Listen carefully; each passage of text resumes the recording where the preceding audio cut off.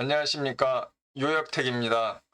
퇴직 후에 개인 택시의 수입은 얼마나 될까?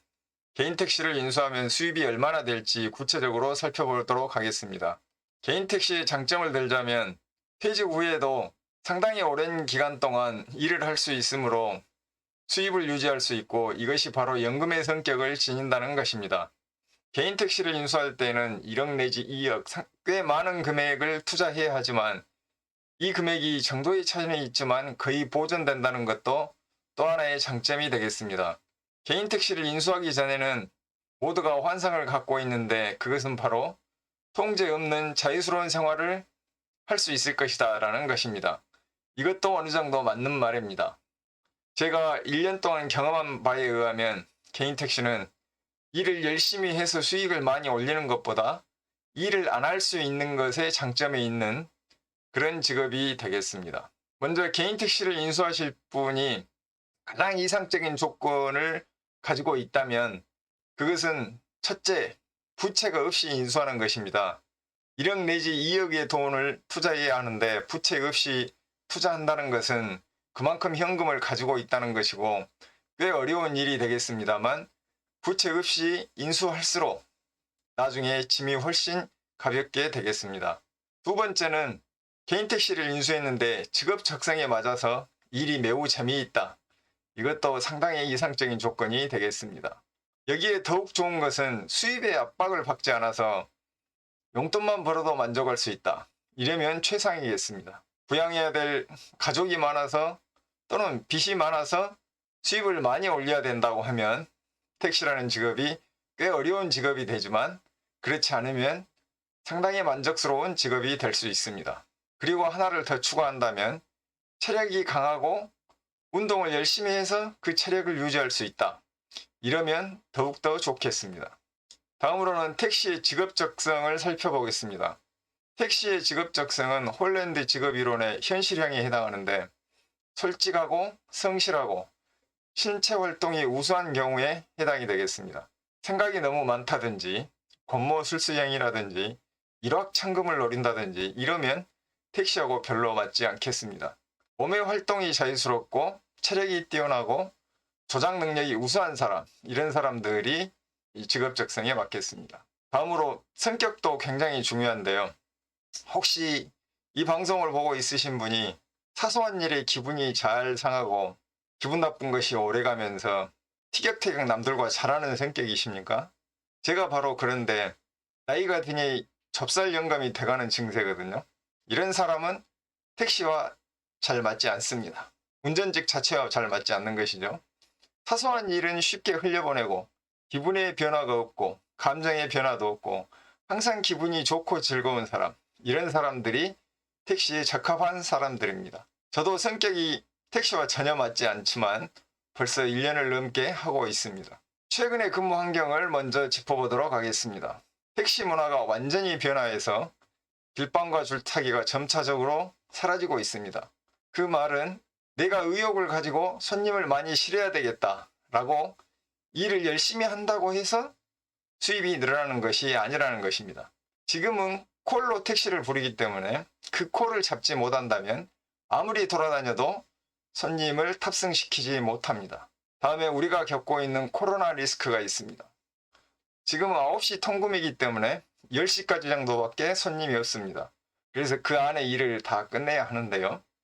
제 동영상을 보시는 분들이 55세에서 65세가 대부분이시고요.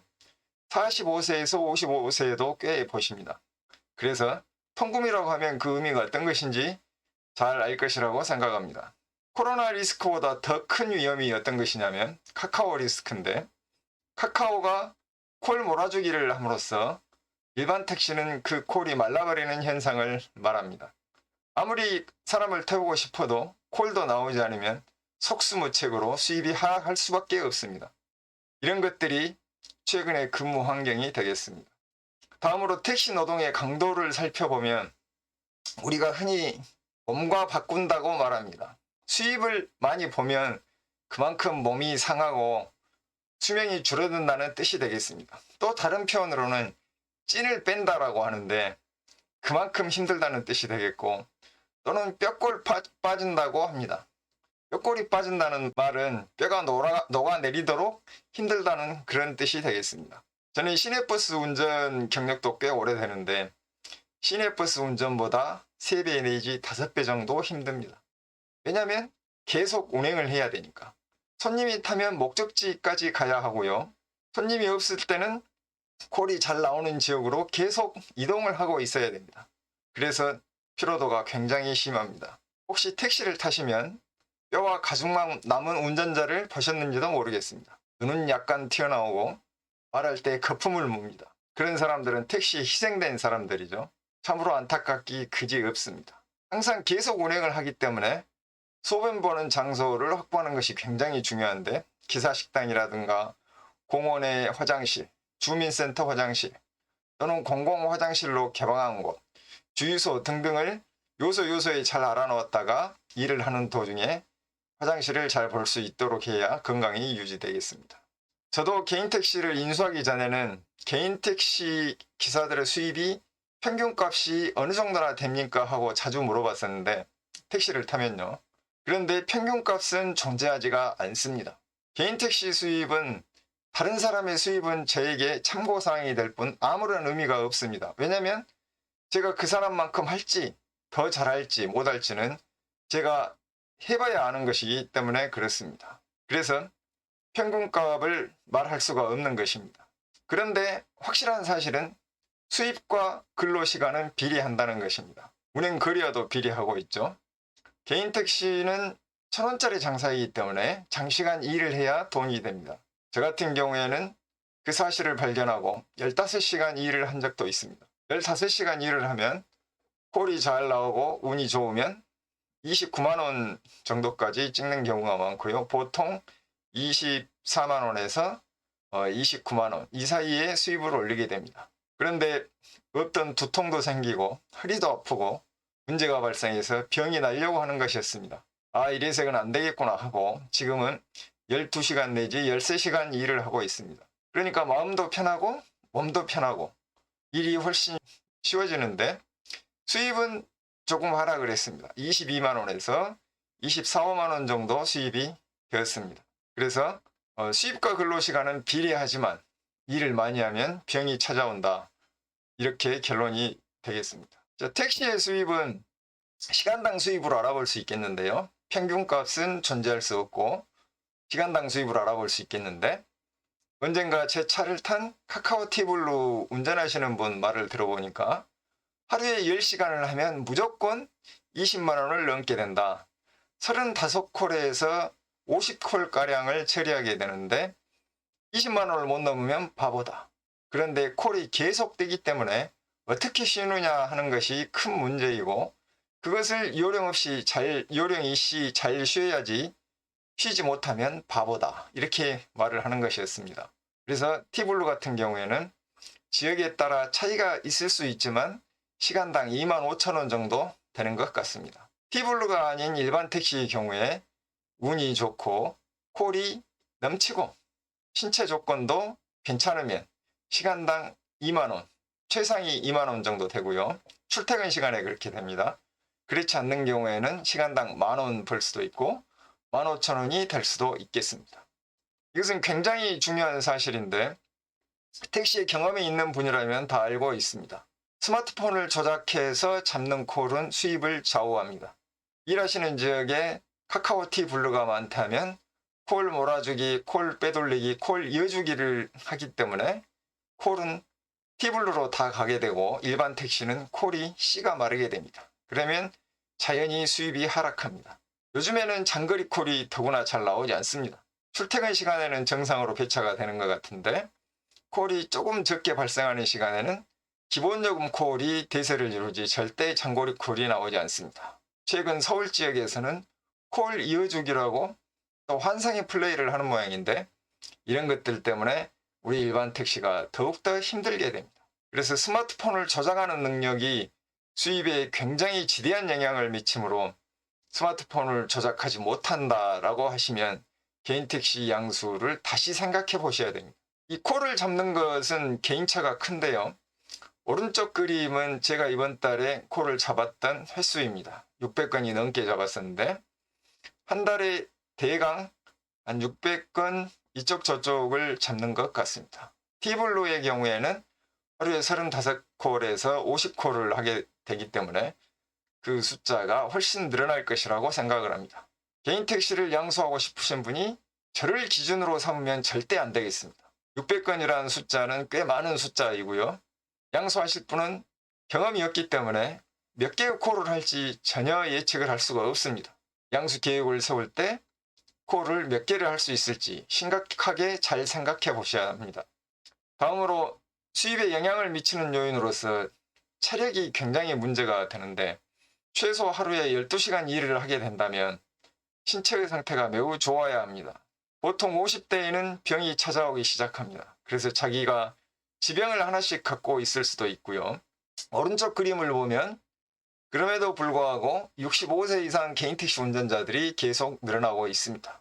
60대에서는 일하는 시간을 잘 조절하고 수입도 잘 조절해서 꽤 장기간 일을 할 수는 있겠습니다. 많은 택시 경험이 있는 사람들이 택시를 처음에 시작하면 체력이 좋기 때문에 2, 3년 동안은 수입이 좋지만 갈수록 하락하게 된다라고 이야기를 하고 있습니다.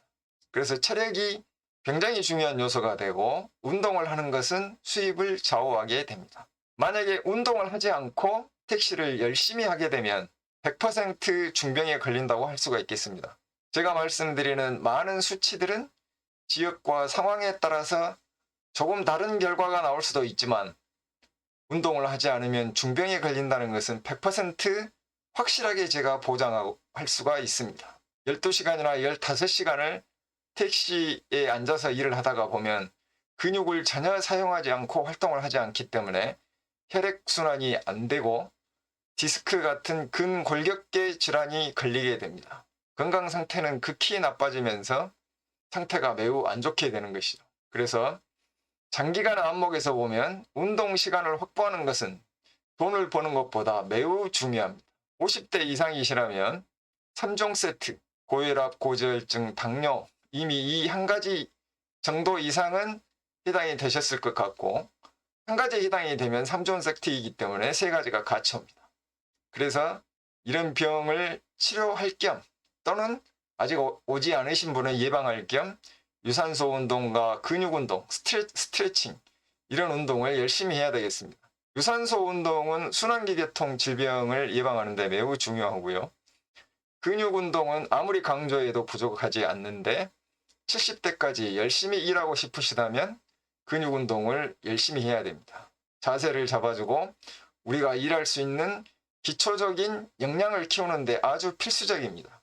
근육 운동은 거울로 볼 수 있는 앞부분보다는 뒷부분, 등 쪽 근육과 다리 같은 경우에도 대둔근, 햄스트링, 비복근, 이런 운동을 많이 해야 되고요. 승모근, 척추기립근, 이 뒤쪽 운동들을 많이 해야 하겠습니다. 그리고 헬스 체육관에서 보는 사람을 정형외과에서 다시 보게 됩니다. 왜냐하면 근육 운동만 열심히 하면 몸이 틀어져서 근골격계 질환이 오게 되고요.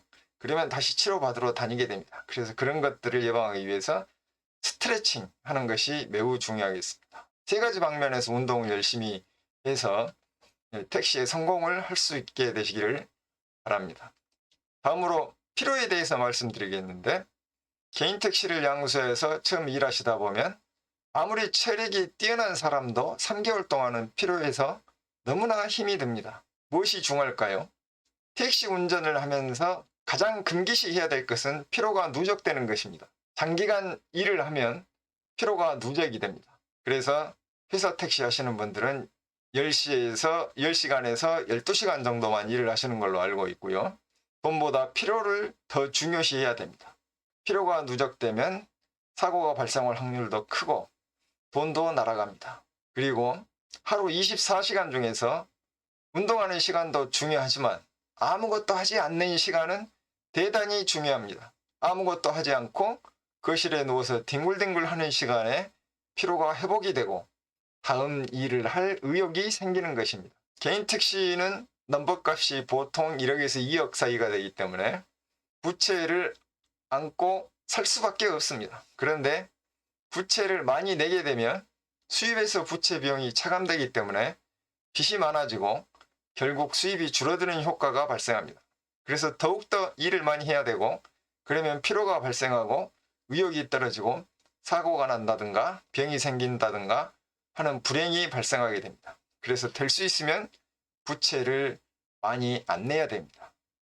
한 달 동안 일을 하고 나면 지출 항목이 발생하게 되는데, 먼저 충전 비용이 있겠습니다. 충전 비용은 유가보조금과 국세환급금이 지원이 되기 때문에 3만 원이면 한 1만 원 정도 되죠. 그래서 실제로 내가 지불하는 비용은 2만 원 정도 되는데, 480만 원 정도의 수입을 올렸을 때 충전비가 약 40만 원 정도 저 같은 경우에는 지출되고 있었습니다. 그리고 일반 차량의 보험이라고 할 수 있는 공제 비용이 발생하고요. 다음에 새 차를 뺐다면 차량 할부금, 이러다가 식사하는 식사비, 엔진오일을 갈거나 부품을 수리하는 차량 수리비, 그리고 빚을 냈다면 부채 상환 비용, 그다음에 조합비, 그리고 만약에 지오콜에 가입했다면 지오콜비 등등등이 발생하겠습니다. 카카오는 아직 수수료를 받지 않고 있습니다. 수입에서 이러한 지출 항목을 빼면 순수입이 되겠고요. 이러한 순수입을 계산하는 데에는 다른 사람의 수입은 참고사항만 되지 전혀 의미가 없기 때문에 생각을 잘 하셔야 될 것 같습니다. 결론을 말씀드리겠습니다. 큰 돈을 만지고 싶다면 다른 일을 하시기 바랍니다. 부동산이나 주식, 코인, 건축, 건설, 이렇게 단위가 큰 돈을 해야지. 택시는 1,000원짜리 장사입니다. 1,000원짜리를 모아서 20만 원을 만드는 것이고요. 아무리 마음이 급하다고 10만 원, 20만 원 건널 뛸 수가 없습니다. 무조건 1,000원 단위에서 돈이 늘어납니다. 그리고 빚을 많이 내는 것은 금물입니다. 저도 부채를 꽤 냈는데 상당한 부담이 되고 있습니다. 될 수 있으면 부채 없이 인수하시고요. 항상 욕심을 버리고 가늘고 길게 간다는 그런 신조를 갖고 일을 하셔야 됩니다.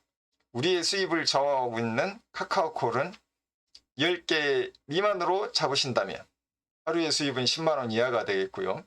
15개 미만은 20만 원 이하. 카카오콜을 30개 정도 해야 20만 원에서 26만 원의 수입을 올릴 수 있습니다. 이 카카오콜을 잘 잡기 위해서는 스마트폰 조작을 잘 할 수 있어야 되고, 내비게이션을 보고 빨리 목적지로 차량을 이동시킬 수 있어야 하고, 그 다음에 다른 조작들이 또 필요합니다. 이것을 잘 할 수 있을지 잘 생각을 해보셔야 됩니다. 감사합니다. 도움이 되셨다면 구독과 좋아요를 부탁드립니다.